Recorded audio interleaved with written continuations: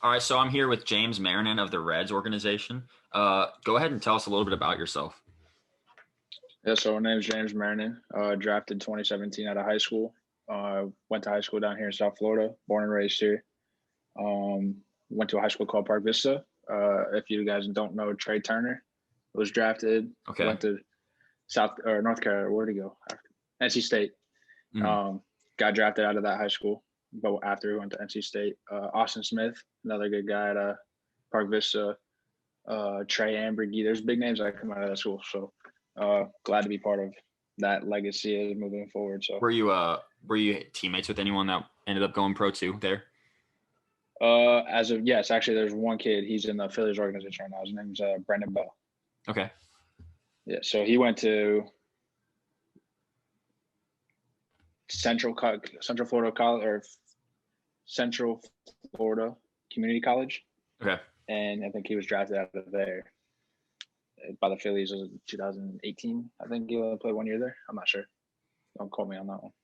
Okay. And then, but other than that, those are the only names that I know that have come out of that school. Drafted out of high school by the Dodgers. So once you started, junior year, did you know there's a chance that you weren't going to have to go to college? Or, I mean, at least even a junior year, did you know there's a chance you were going pro? Yeah, of high school. Of high school? Actually, I had no idea. Really? I didn't even hit 90 till my junior year of summer. My summer junior year, going into my senior year. Never touched 90, nothing. I was always a tall kid on the field. Always threw hard, but not 90. So like I said, I didn't hit 90 until my junior year of high school. And then I committed to UM going into my junior year of high school.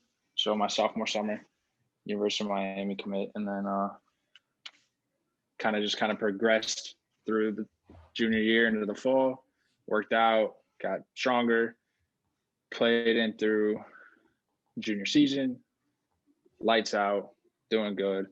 Had a few recognitions, if that makes sense. I can't really think of the name right now, but had a few, wasn't anything crazy. And then going into my senior year, high school, I only had 5 classes in high school my senior year. So I was at school from 7:30 to 12 o'clock every day. Dang. As soon as I left school, went straight to the gym, came back for practice, and then just kind of progressed through that, and here I am. When was the point that you senior year that you realized okay, I probably won't have to go to college, or did you even have that? It's always in the back of my mind. It was always a thought every time I went out there. You have 10 to 30 scouts showing up to the games, and I didn't even know. It was crazy. There was one game I pitched. It was just after I was 90. I think I touched. Okay. So I came in to close for 2 innings. One of a big game, kind of. I guess you can say that in high school was a big game. Came in and closed. I was 92 to 93 in the first inning that I started, and in the second inning I came lights out 94 to 97. Wow! Came out of nowhere, absolutely nowhere. So then I took my rest. My next start, there was 50 plus scouts at the next game. Jeez. So then obviously word got around pretty quickly. Guys flying in from all over the country, and I think from that point on is when I realized look, this might actually happen. So and so. In that game, I actually touched 98. Was the next start. Wow. So at that point, I was like, college is still a good option.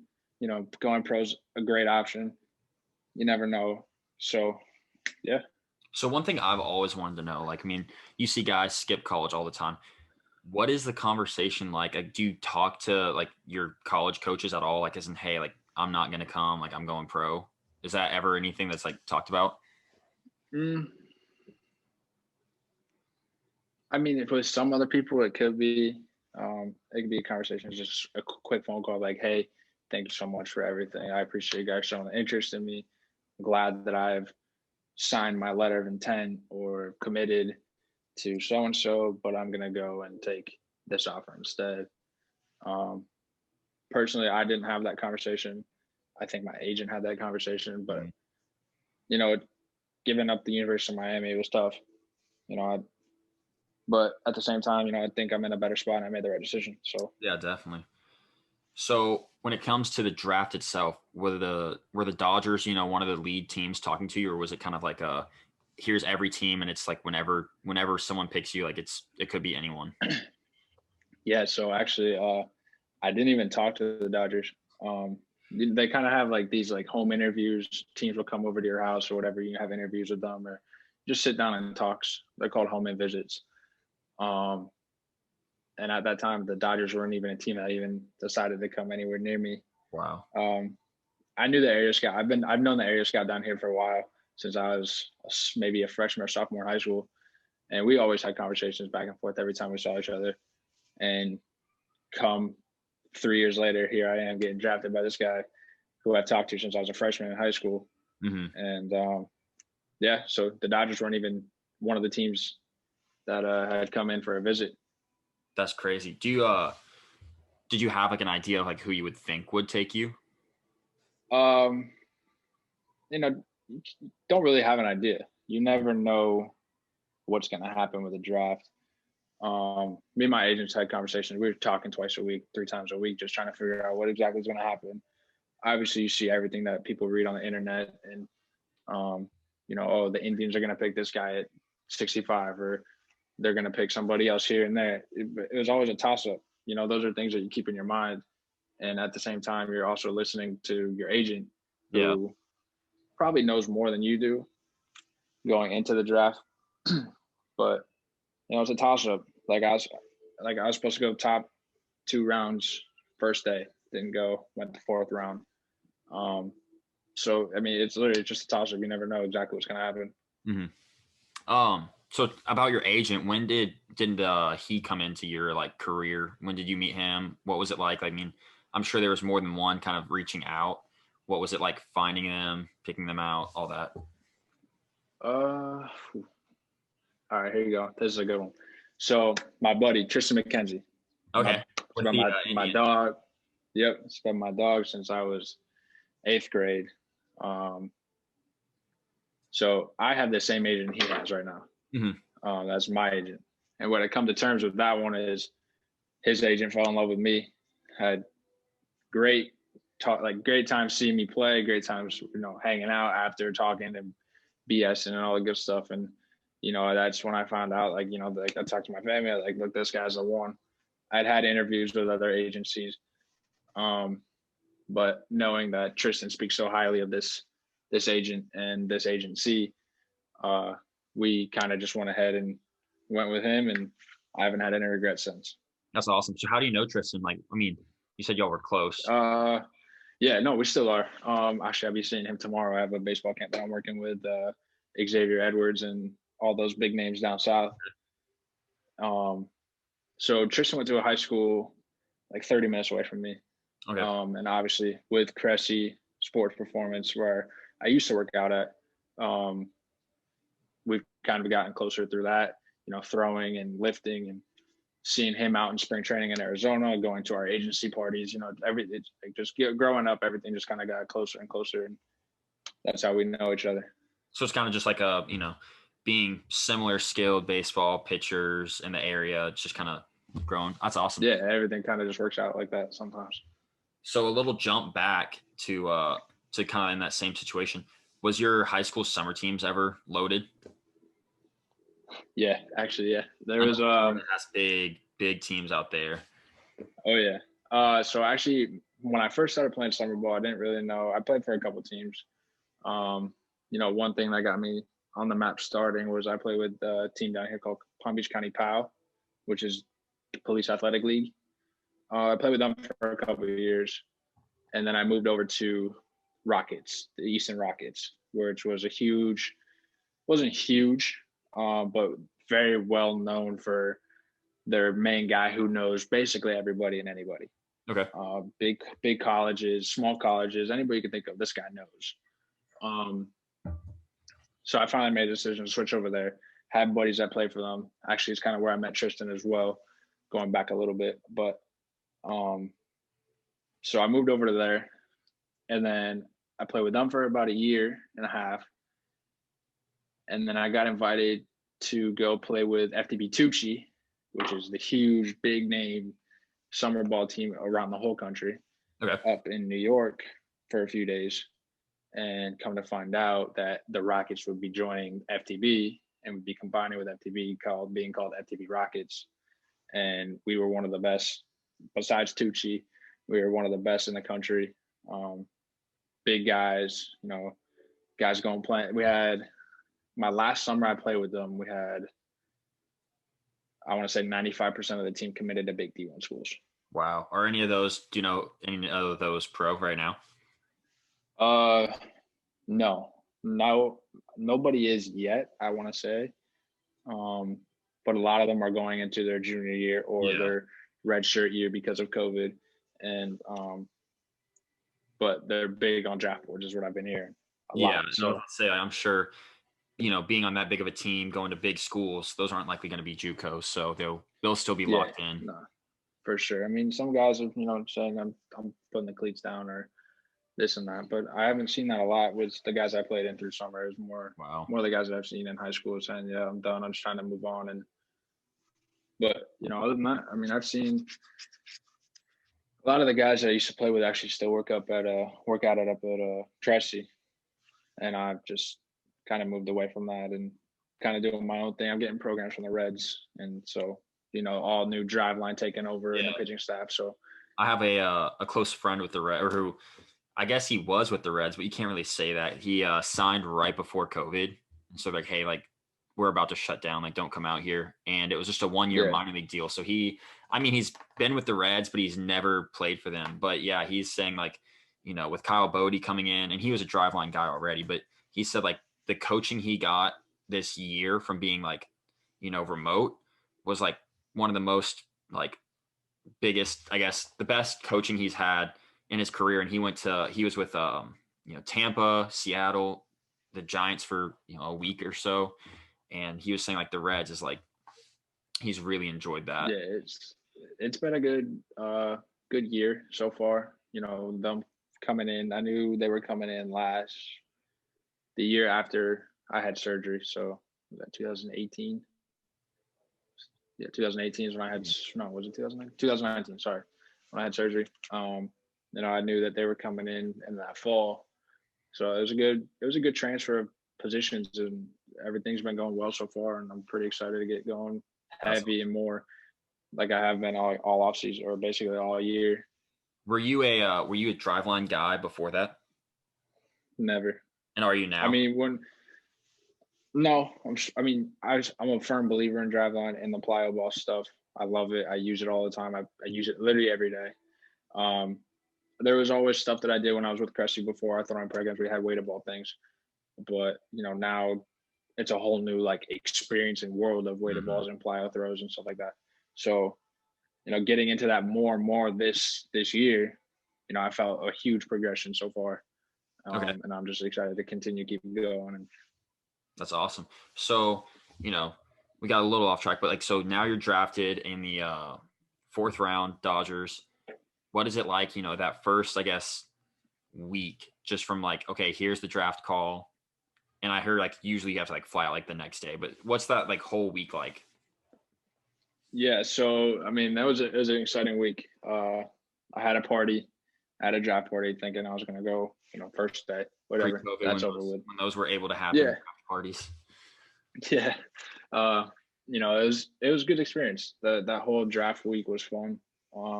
Just hearing my name getting called on that day is something I'll never forget. I was really just sitting at home and turned the computer on because I knew it was coming. I just didn't know when. I was up at 6:30 with phone calls from different teams, and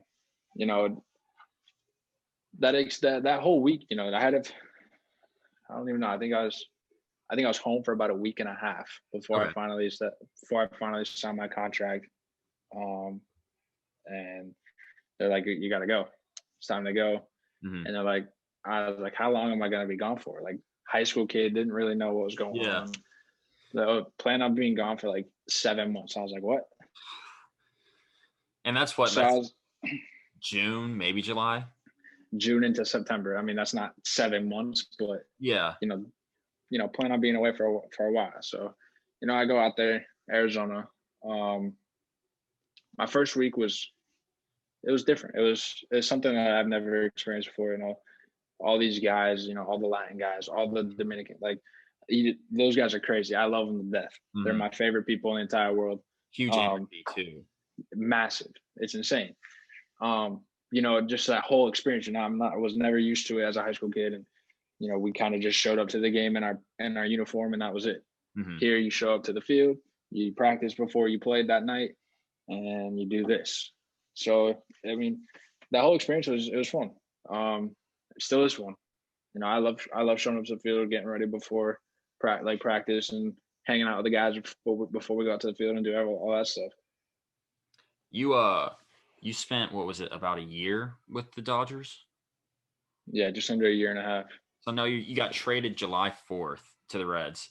So what was that like? And getting the call and then just getting your stuff packed. What was that whole experience like? So actually I had pitched the night before I got traded. Wow. I was lights out. I went 4 or 5 innings lights out. It probably helped. Yeah, I don't know. I don't know the logistics behind all that stuff. All I know is what I saw on Twitter, through Twitter, so all social media, stuff like that, who I was traded for and what I was traded for. But yeah, so the phone call basically was, I got a text. We were getting ready for our game. We had a day game, 4th of July. And I was actually a home game or away game? It was a home game. Okay. We were playing, I think, the White Sox or someone. I was still in AZL ball. So I'd gone to spring training, went through extended spring training, started the year again back in AZL. But yeah, no, so I got a text where I'm walking out to the game, getting ready to just hang out and watch the game and do the chart and stuff. And I got a text from the director, and they're like, "Hey, call me when you can." Gave him a call. He, congratulated me on my start the night before. Good job, this and that. He's like, well, here's the news. You just got traded. Jeez. And I was like, well, it's that simple. Just like that. I was like, wait, what? Like, are you serious? She's like, yeah, I don't mess around with this stuff. Like, you got traded. It blew my mind. Like, I didn't know exactly what to think and what to do. So, kind of I just sat out there for a little bit watching the game. And he called me. He's like, I'll call you back. I got to figure out some more things. Call me back. Just sitting there watching the game. He's like, all right, here's what you got to do. You got to pack your stuff up. And we'll see. Enjoy. Like, thank you for everything you've done. This and that. Like, you did awesome. And it's time to move on to a better place. So yeah, and it was so like under the radar, like nobody knew about anything. So I'm like walking around saying bye to all the guys and like, are you serious? You just got traded? Like what's going on? I was like, no, like Gomes just called me, which is the director at the time. He's like, yeah, I was just traded. And I ended up calling my agent, and my agent had no idea. He's like, are you serious? He's like, why would they trade you? I was like, dude, I have no idea. I'm just doing what I was told. There's some things that, led on to it. I was in my head, obviously I'm here. They need help in the big league. So they're making moves and this and that, sending prospects around and stuff like that. But the experience was good. I love the Dodgers organization. It was a blast. I love the Reds organization. They're a blast. So you, what level did you get sent to with like when the trade happened to the Reds? So I was in AZL when I got traded. I got sent to short season in Billings, Montana. I was gonna say you just had like a 30-minute move if you were still in AZL. Yeah, no. Well, I had a 30-minute move that day, and then I had a 5-hour flight the next morning. Wow. No, but Billings, Montana is where I went in the Pioneer League. One of the best experiences of my life. The bus rides may have sucked 8.5 to 10 hours bus rides, but honestly, it's a whole different level than Arizona League, where you the furthest drive is probably 45 minutes. Yeah, that's it. 45 minutes out there. Yeah. So what is, obviously besides, like the facility, the rides, what did you see like the biggest difference in, short season versus Arizona League, aside from just like the competitive, like the batters and all that, just the whole experience, what did you see that's a big difference? The fans. Not just the fans, but obviously, the competitiveness is huge out there.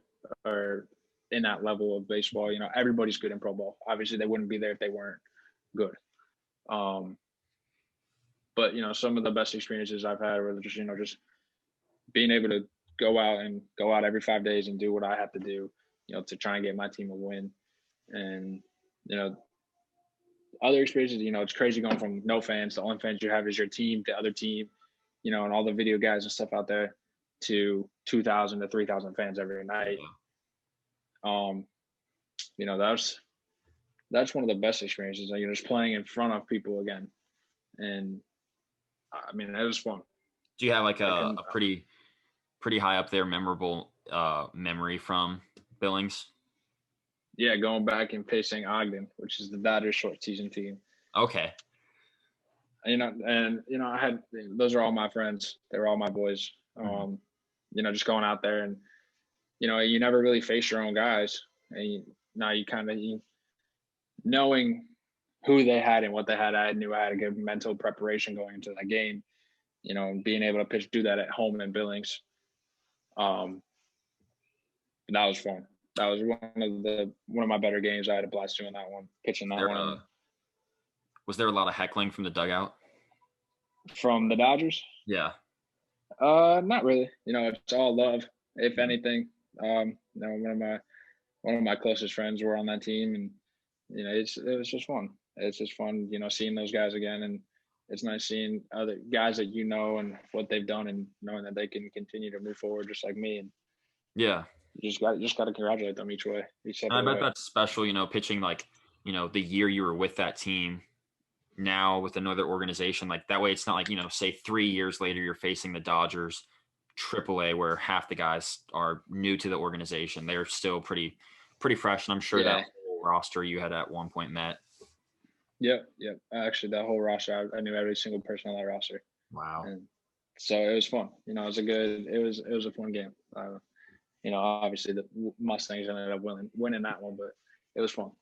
That's awesome. So back to, I guess, comparing, you spent, I guess it was 2019 spring training with the Reds. Yep. What would you say was the difference of like the Reds spring training with them versus the Dodgers? So like the, maybe the kind of like program they have you on, is there differences or just anything like that? Yeah. Every organization has their own differences. There's no doubt about that one. Just kind of going back and forth, the Dodgers is a lot more relaxed, laid back. They basically, their motto was, you do what you got to do. And if we need coaching, we'll coach you, and just kind of keep on moving forward, and play your game. With the Reds, it's kind of the same thing. It's gotten better. Obviously it's make sure you come prepared, to run, to throw, to do all that. And the biggest thing I think is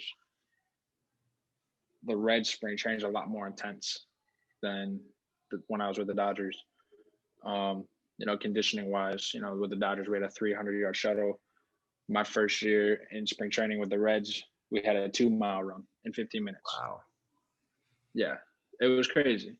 And if you didn't pass that, there was an elliptical test, which was like 3,000 steps in 15 minutes on incline 10, resistance 10. Jeez. So that's 200 plus steps a minute. Yeah. That one right there. It's hard enough. You have to go, you're running in, the elevation is completely different out there than here in Florida. So I'm running 14 and a half minute 2 miles, and I'm out there running, 16-minute 2 miles.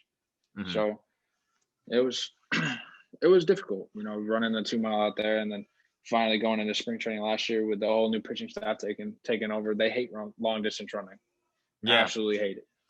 Is that spring training this year? How long did you get to be out there for? I was out there last year after my surgery, so I was out there in January. Okay. To finish, I had to finish rehab, continue to get stronger and healthy, and finish rehab out there in January, and then I left right before March. And that was the last day we were there. So you were there early, but were most of the minor leaguers there yet? At that point, it got shut down. Wow. Oh, well, were they there? Yeah, everybody was there. Okay. when they shut the complex down. Yeah, everybody was there, and they sent everybody home. That was Because crazy. at that point we were getting ready to go and break camp in a week later. That's 2 weeks true. 'Cause later. it was Break. towards the end of it. Yeah. So Yeah.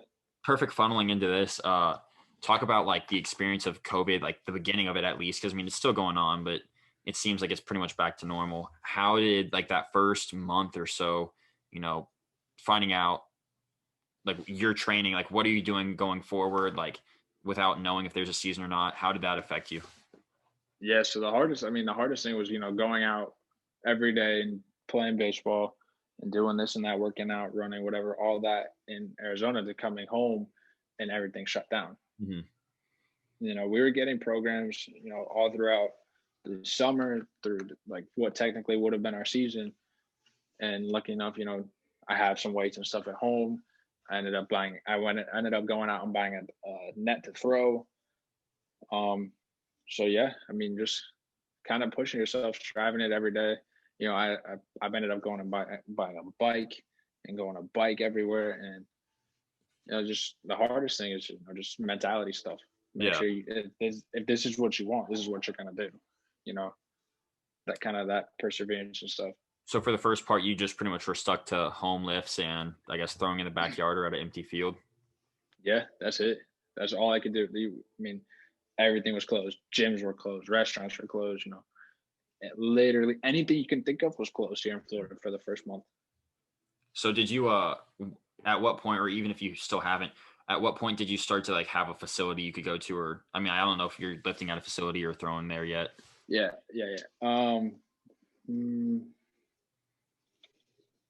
It's like a couple months ago. Wow.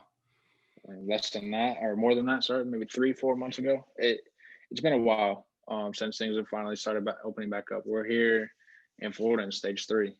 Mm-hmm. So, and I mean, Florida's a different breed of people. Nobody cares about anything. So you have you're back to normal when it comes to training and availability. Yeah, pretty much. Yeah, pretty Awesome. much. You just the biggest thing was just wearing the mask in the gym. Take it off when you get to your station and put it back on when you leave, and wipe everything down. Yeah. So in the sense of going forward, have you had any idea of like spring training, or at least even like maybe not like, hey, we're going to be here this day, but like, have they told you like for your throwing program, like, hey, we're going to start ramping you up at this time? Oh yeah. With the throwing program, I get updates. We send in, our organization is on an app called Slack. Our whole pitching or staff organization, the whole organization's on it. So every 2 weeks we're sending in videos of our weighted ball progressions, our pull down throws, our throwing program in general. We're sending videos to our trainers for lifting and with weights and stuff like that. So they know what's going on. They basically send out the programs. So it's this and that and that and this, and that's when they want it. Definitely. So with your program now, what kind of phases are you in, lifting wise and throwing? I'm actually going into a deload week this week, which is fantastic.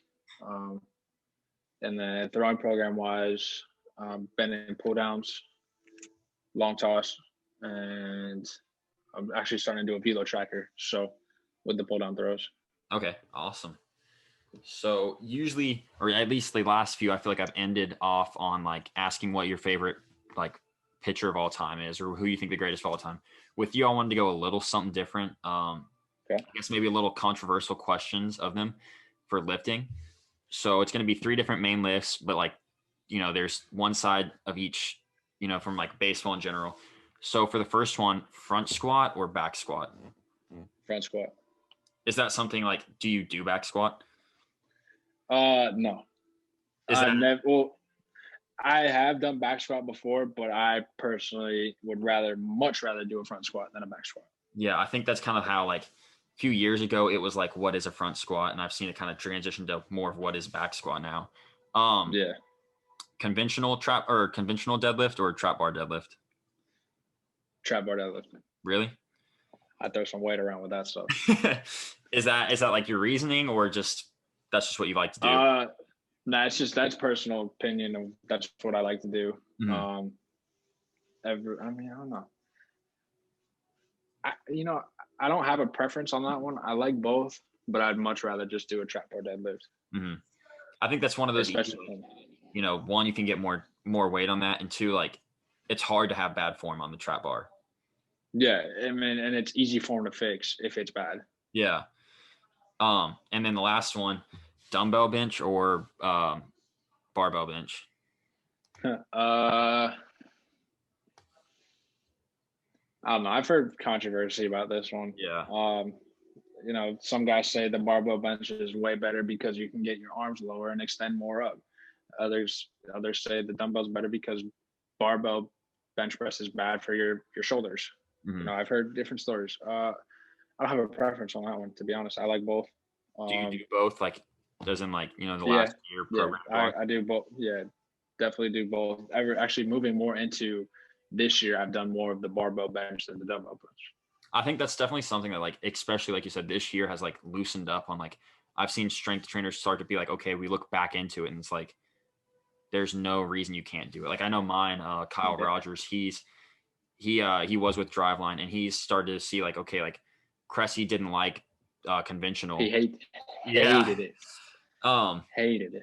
Cressy didn't like conventional, and then he's like, that's kind of like he rode with that at the start. When he was with baseball, he's like, we're just gonna dumbbell, and then he's looked into it and he's like, there's definitely a time to do it, and like he said like now he's not married to it, but he's definitely like it's in my program now. Yeah, I used, obviously I was a Cressy product for a while. 6.5 years I was working on Cressy, and at that time I could never touch the barbell ever unless I was deadlifting or squatting. That's the only time you could touch the barbell. But now that I'm kind of on my own and doing my own thing, working with Driveline in the organization, they're saying, yeah, hell yeah, hit the barbells, hit the barbell bench. They want us to get huge. That's the biggest thing. Get huge, get fucking strong. Part of my language, get strong, get massive. Go out there and look like Lorenzen every day. Mm-hmm. That's what they say. Do it. Why not? I definitely think there's variations of dumbbell that's great. And then there's also times like for some people or just sometimes like in season, maybe dumbbell's better. But like, I think when it comes to like right now, like which one's going to help get you bigger and get you stronger is like conventional by far, just straight bar. Yeah, 100%. So also this one actually is the last question. What is your do you have one lift that you just like your favorite lift? Like, isn't like, you look on your schedule and you see like, this is today, like this is it. Oh, arm farm, 100%. Arm farm, buys, tries, shoulders, forearms, anything you can think of with arm farm. I'm all over it. So I love arm farm. Big arm lifts pretty much. Oh yeah. Upper body is one of the better days for me. Awesome. Well, hey, I wanted to thank you very much for coming on. Of course, man. It's about time we got this done. It's been going back and forth for a while. Definitely.